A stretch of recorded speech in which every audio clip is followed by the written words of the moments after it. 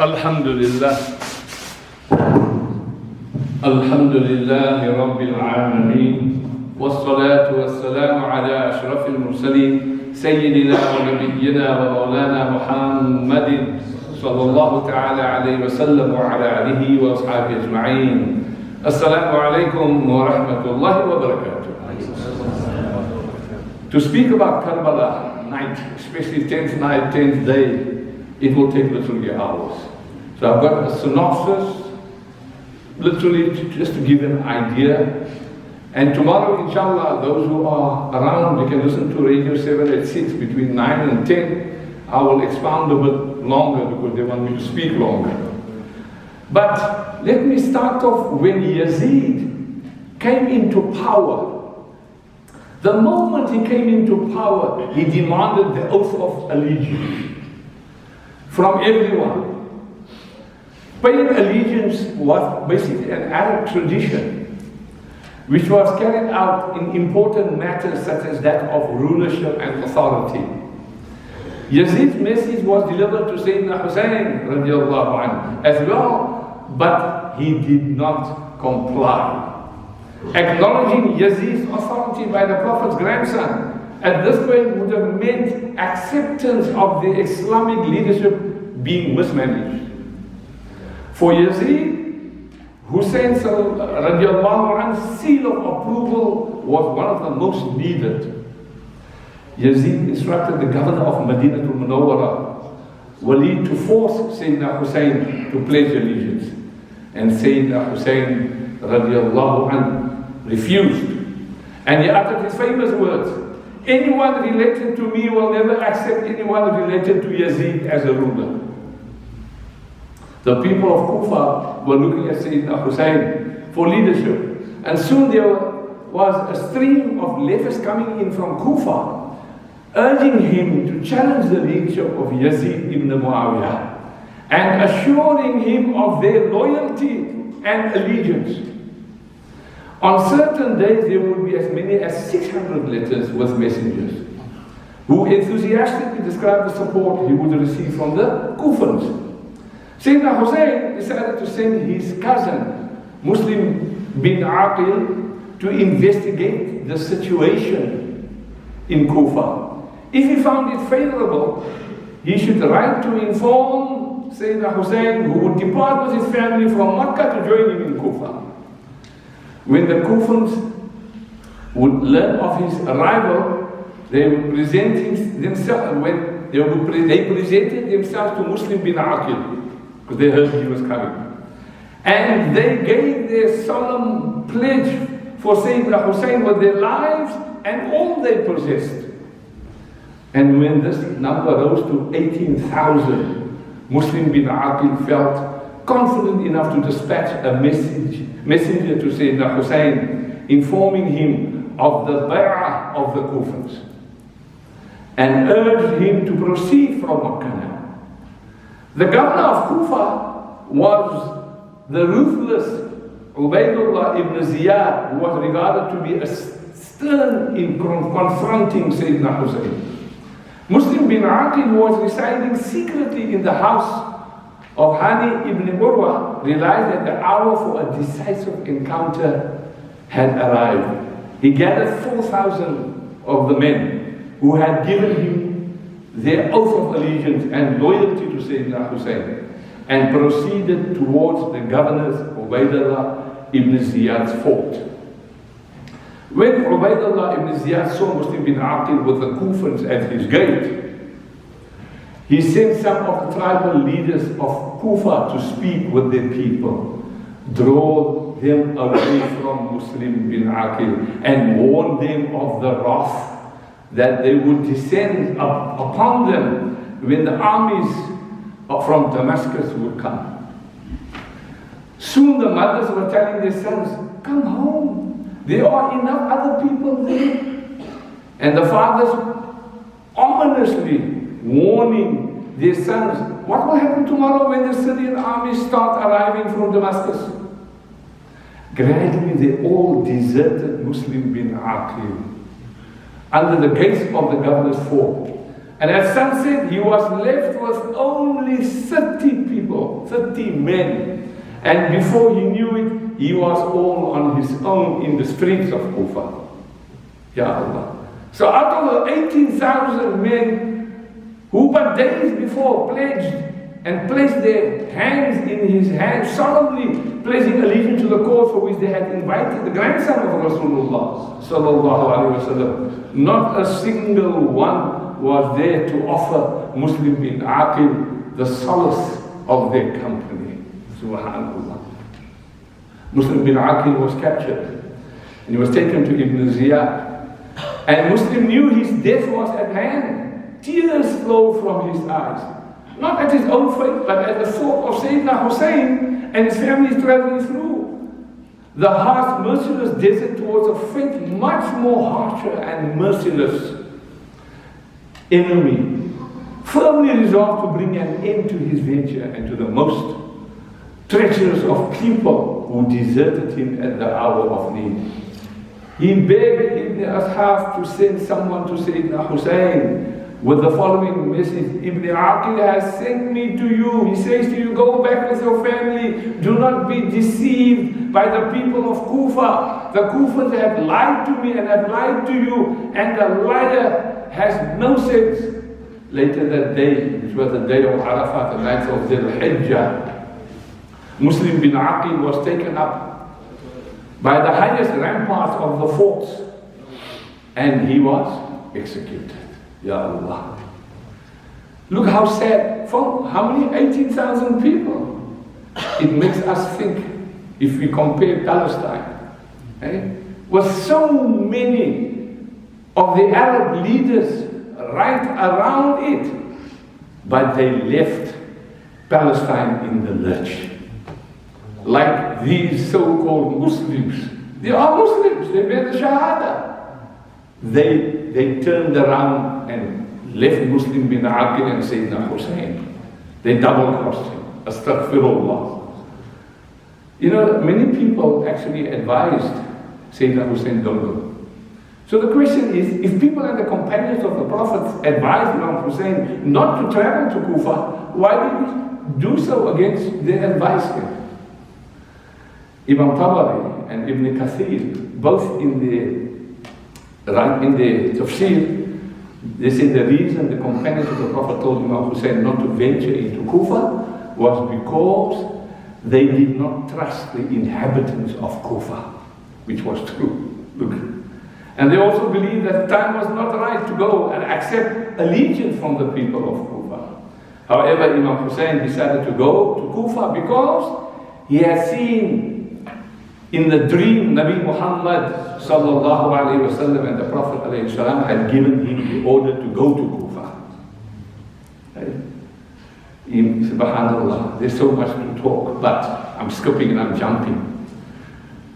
Here in the middle of the battle, Imam Hussein and his companions passed the whole night in offering salah, invoking forgiveness from Allah, weeping and crying.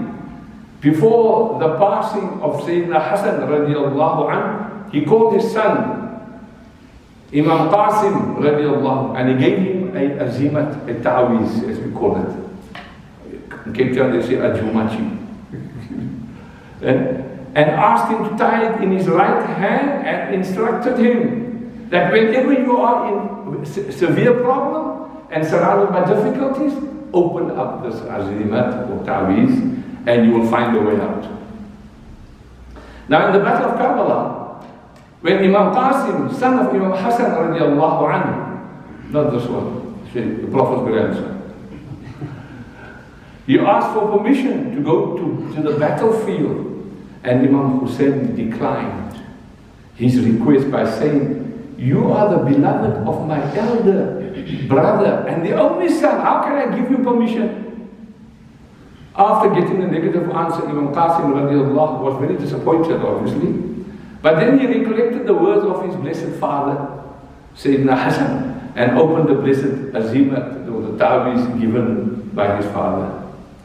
And it said, you will be in Karbala, surrounded by kuffar. Do take care of your uncle.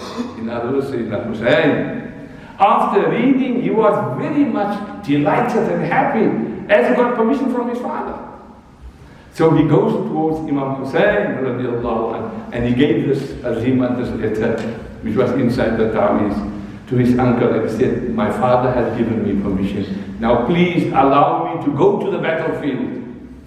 On reading the letter, Imam Hussein started weeping and finally gave permission to Imam Qasim. Imam Qasim radiallahu anhu, he fought bravely and finally he was martyred in Karbala. Right?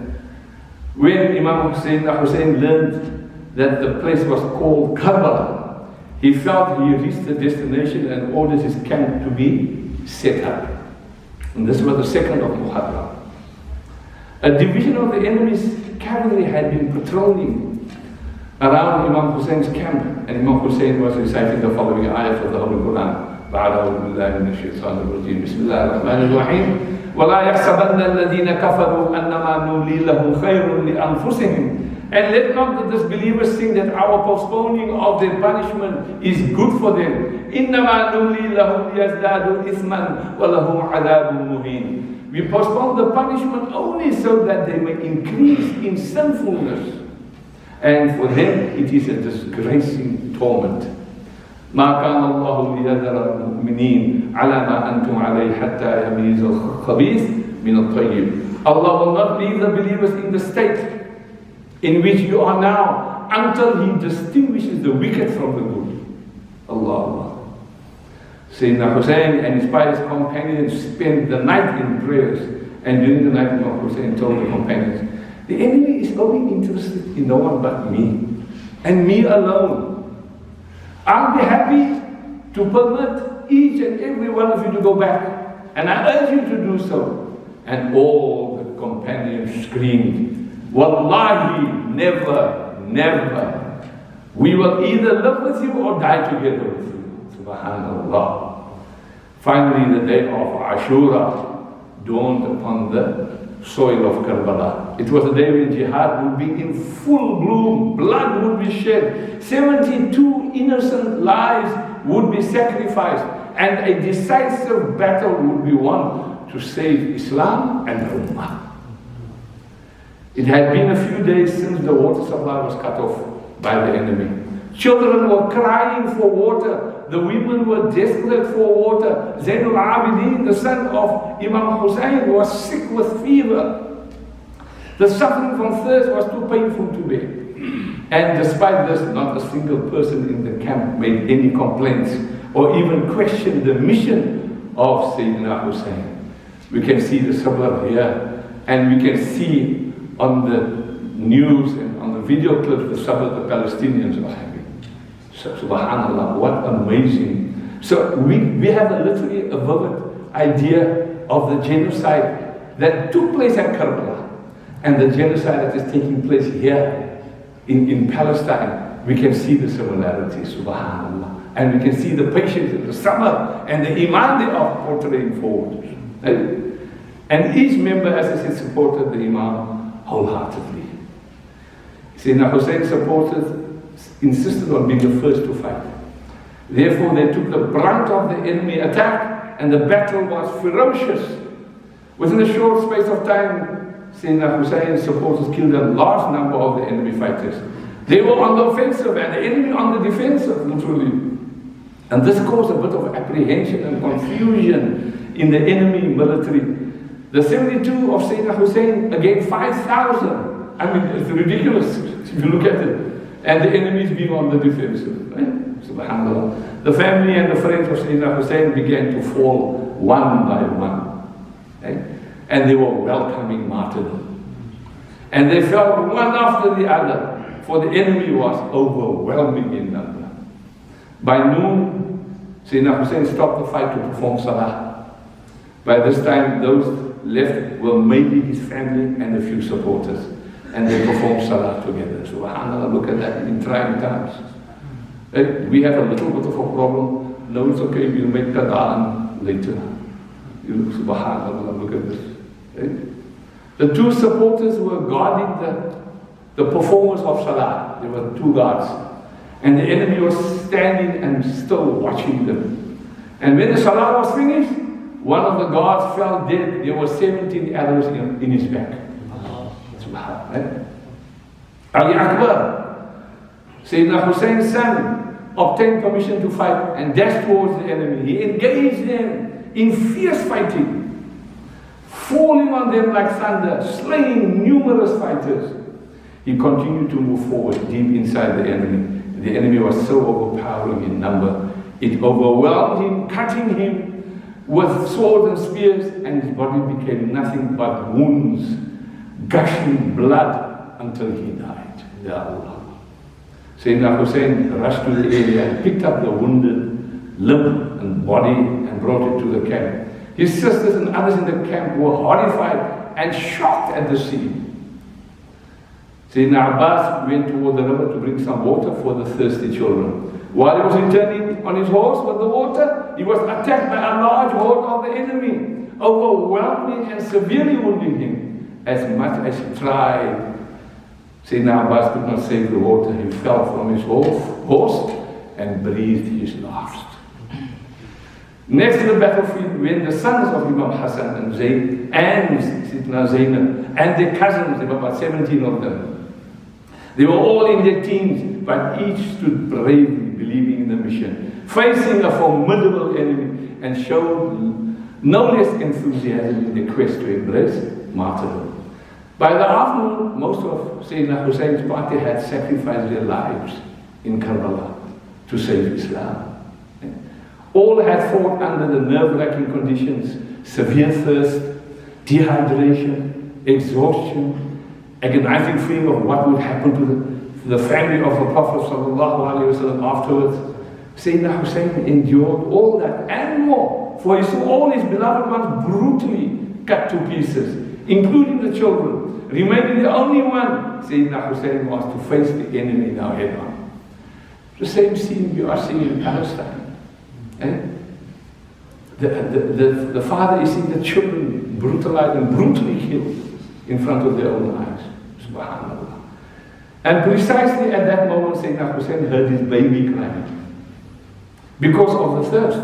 And Sayyidina Hussein's love for his family was unbounded, especially for a suffering baby. He held a 6-month-old baby, his youngest son, Ali Asghar, in his arms and appealed to the enemy fighters for some water for the baby.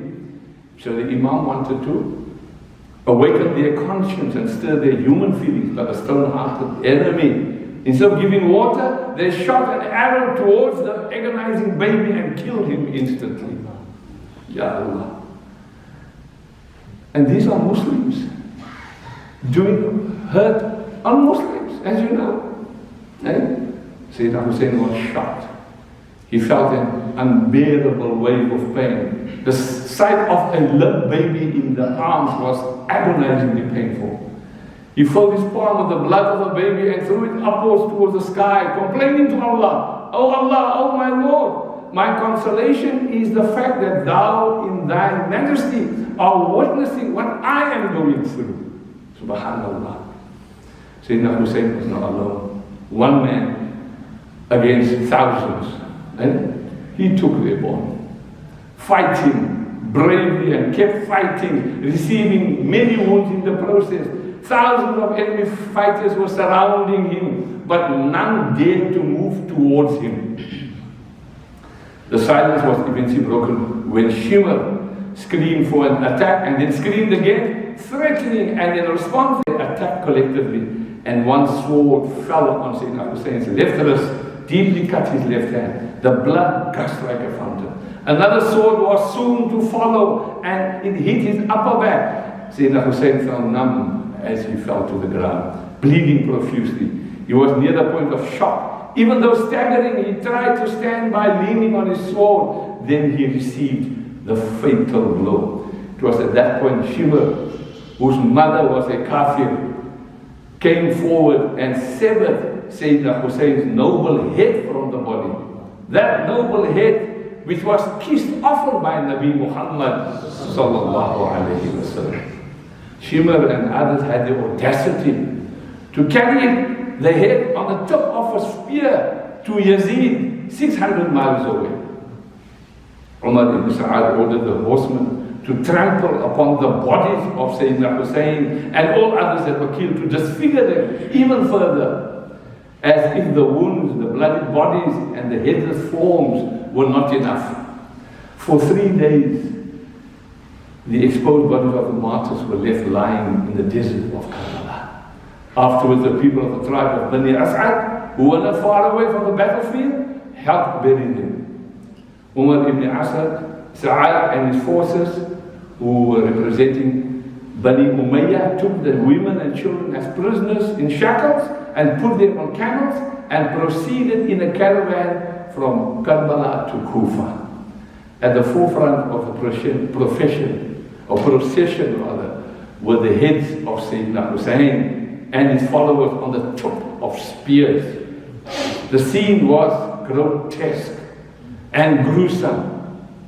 This was the leftover of the beloved family of Rasulullah sallallahu alaihi wasallam in such a deplorable, unimaginable condition, all caused by the people who called themselves Muslims. The Ahlul Bayt were held prisoners in Damascus for a year. And during this year, some prisoners died of grief. Notably, Sakina bint Sayyidina Hussein.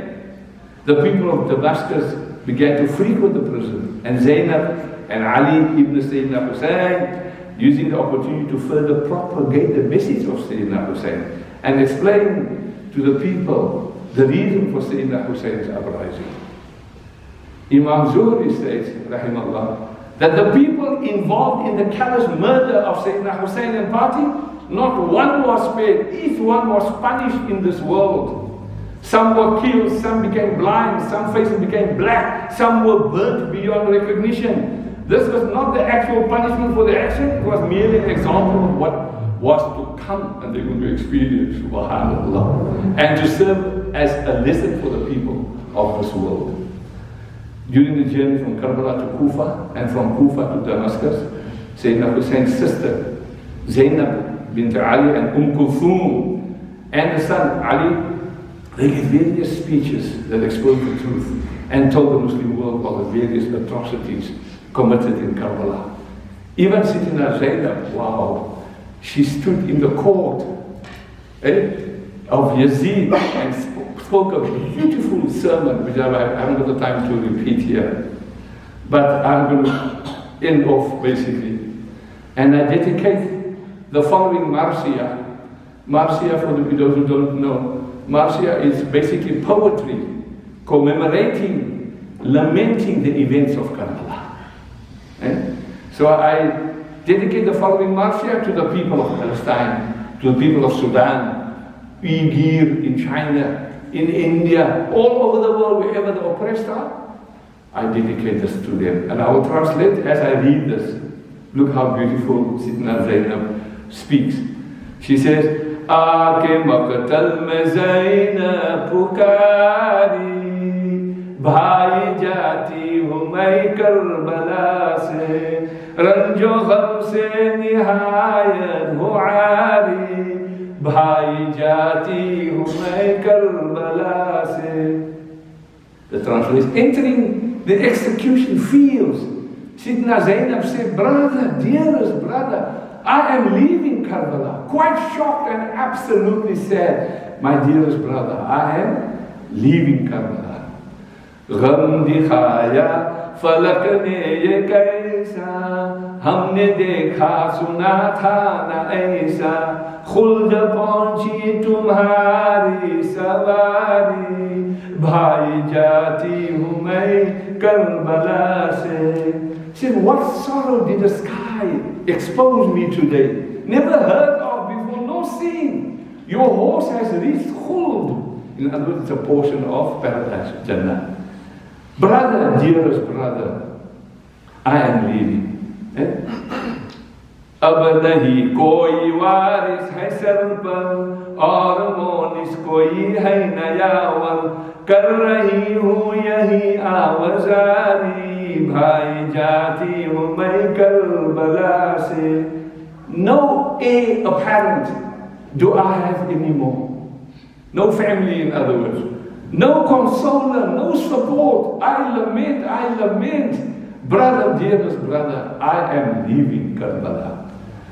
बूंद पानी का तुमने न पाया, अश्किया ने निहायत सताया, रूह प्यासी ही जन्नत सिधारी, भाई जाती हूँ मैं करबला से. This is not even a drop of water were you given. The callous ones have tormented you much. Your soul departed to paradise in thirst. My dearest brother, I am leaving Karbala. There's more, but I will just recite another one in that. This beautiful one. We used to learn this in the 60s. As young people, subhanallah. Shaheed Muazzam, Imam Mukarram, ay Sher Ali wa Fatima ke dulare, ज़रूरत है फिर आज दुनिया को तेरी, ऐ इंसान आज़म मोहम्मद के प्यारे. ज़मीन रो रही है, फलक रो रहा है, वो इंसानियत पर सितम हो रहा है. तेरा नाम है बेकसों का सहारा, हुसैन आज तुझको ज़माना पुकारे. The earth is drenched. The sky is in tears. Humanity is suffering under tyranny. Your name is an asylum for those afflicted, O Hussein. The world is calling out to you. Subhanallah. तेरे दर पे जानी ऐसी बते पैगंबर, खड़ा है अदब से झुकाए हुए सर. सलामे अकीदत ले गाजी का अपने, शहे करबला तीर खंजर के मारे. I stand with my head bowed in reverence at your door, my beloved. O grandson of the beloved Prophet, please accept the greetings of one of your soldiers. O king of Karbala, the one wounded over and over again by arrows and sharp blades. Imam Hussein's name will echo in the annals of history. It will carry on, and this is the lesson that we learn. And may Allah grant us that we understand what happened at Karbala, the genocide, and as I said, we can see it is still happening in Palestine and other parts of the world. We ask Allah Jalla Jalaluhu in His holy month of Muharram, the 10th night of Muharram, O Allah, bring ease for the people of Palestine and all the oppressed over the world, O Allah, and disgrace the oppressor, O Allah, Ya Rabbal Alameen. Sallallahu ala Muhammad, sallallahu alayhi wa sallam, sallallahu ala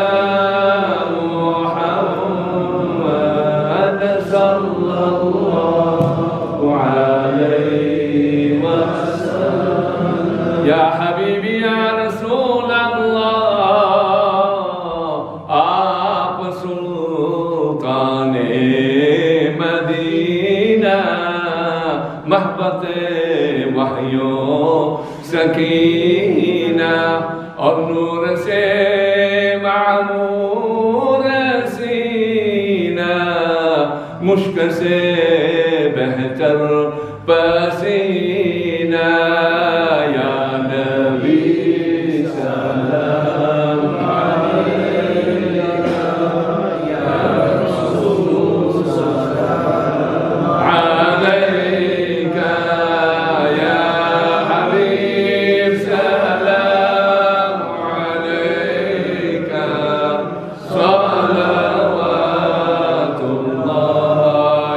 Alayhi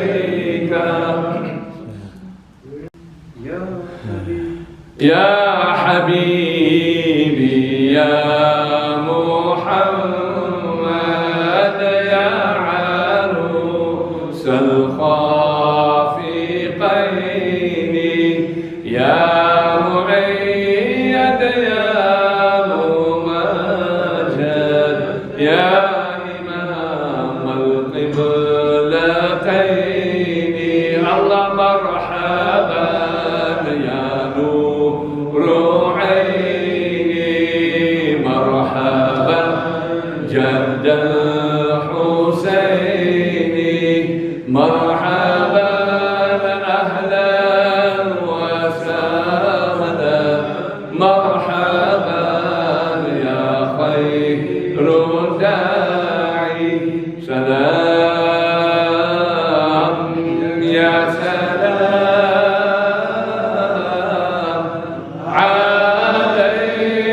عليكم سلام الله يا رسول الله على المدينة منور الفاتحة. الحمد لله رب العالمين والصلاة والسلام على أشرف المرسلين سيدنا محمد صلى الله عليه وسلم وعلى آله وأصحابه أجمعين إلى روح نبينا محمد صلى الله عليه وسلم وإلى أرواح الأنبياء والأولياء وإلى أرواح شهداء الكربلاء وإلى أرواح أهل البيت وإلى أرواح كل أموات المسلمين والمسلمات والمؤمنين والمؤمنات والذاكرين والذاكرات وإلى روح خاصة mention your beloved ones that have passed away by name. Sheikh Ali Walele, Maryam Ala Walele, Haji Usman Kaji, Aisha Usman Kaji, Usman Kabri, Hajra Usman Kabri, Sayyid Abdul Qadir, Naqshband, Imam Ahmad Karzikar, Imam Hassen Zalgakul, Ismail Usman Kaji, Abdul Samad Danka, Zubayda Adam, Adam Muhammad Adam, Zulekha Ahmadi Fatima, Batakar, Abdullah Batakar, Maryam Kabri, Ibrahim Kabri, Imam Noor Muhammad Kaji, يونس هوى فاطمة هوى إلى رحمته.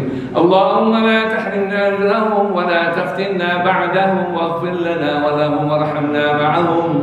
اللهم اغفر لهم وارحمهم وسكنهم في الجنة. اللهم اغفر لهم وارحمهم وادخلهم في الجنة. اللهم اغفر لهم وارحمهم واروحهم في الجنة يا أرحم الراحمين. I just heard now my friend brother Hassen Umar's wife passed away on the 10th of Muharram 6 years ago. Allah grant her Jannah. And Munawar Walele also contacted me. His father passed away 31 years ago, also 10th of Muharram. To all our dear departed ones, Allah grant them Jannah. Especially to our shuhada from Palestine. Amen. اللهم انصر المسلمين والمجاهدين في فلسطين وانصر المسلمين والمجاهدين في السودان وانصر المسلمين والمجاهدين في كل مكان أينما كانوا يا أرحم الراحمين. إن الله وملائكته يصلون على النبي يا أيها الذين آمنوا صلوا عليه وسلموا تسليما. اللهم صل على سيدنا محمد النبي الأمي وعلى آله وصحبه وسلم.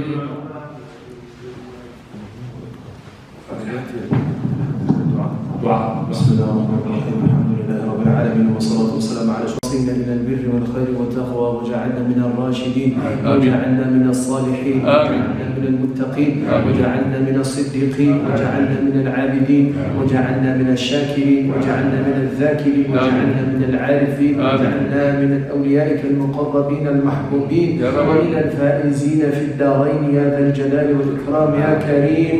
اللهم اشفنا واشف مرضانا ومرضى المسلمين. اللهم ارحمنا وارحم موتانا وموتى المسلمين. اللهم رب ارحمهما كما ربونا صغارا يا رب العالمين. اللهم ربنا هب لنا من ازواجنا وذرياتنا قرة اعين واجعلنا للمتقين اماما. اللهم انصرنا وانصر المسلمين والمجاهدين في كل مكان يا حي يا قيوم. اللهم عليك بأعدائك أعداء الدين، اللهم خذهم أخذ عزيز مقتدر. اللهم ربنا يا حي يا قيوم مزقهم كل ممزق مزقته انتصارا لأوليائك وأنبيائك ورسلك وعبادك الصالحين. اللهم ربنا لا تمكن الأعداء فينا ولا تسلطهم علينا بذنوبنا يا حي يا قيوم يا كريم. إنا نسألك من كل خير ما سألك منه نبيك محمد صلى الله عليه وسلم، ونعوذ بك من كل شر ما استعاذك منه نبيك محمد صلى الله عليه وسلم. وأنت المستعان وعليك البلاغ، ولا حول ولا قوة إلا بالله العلي العظيم. إن الله وملائكته يصلون على النبي يا أيها الذين آمنوا صلوا عليه وسلموا تسليما. اللهم صل على سيدنا محمد وعلى آل سيدنا محمد وأصحابه وبارك وسلم. ألا إن أولياء الله لا خوف عليهم ولا هم يحزنون الذين آمنوا وكانوا يتقون بخير دعواهم فيها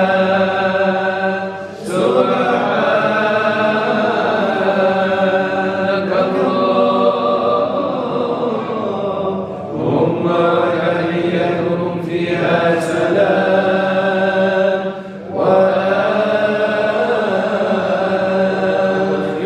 دعواهم عن الحمد لله رب العالمين.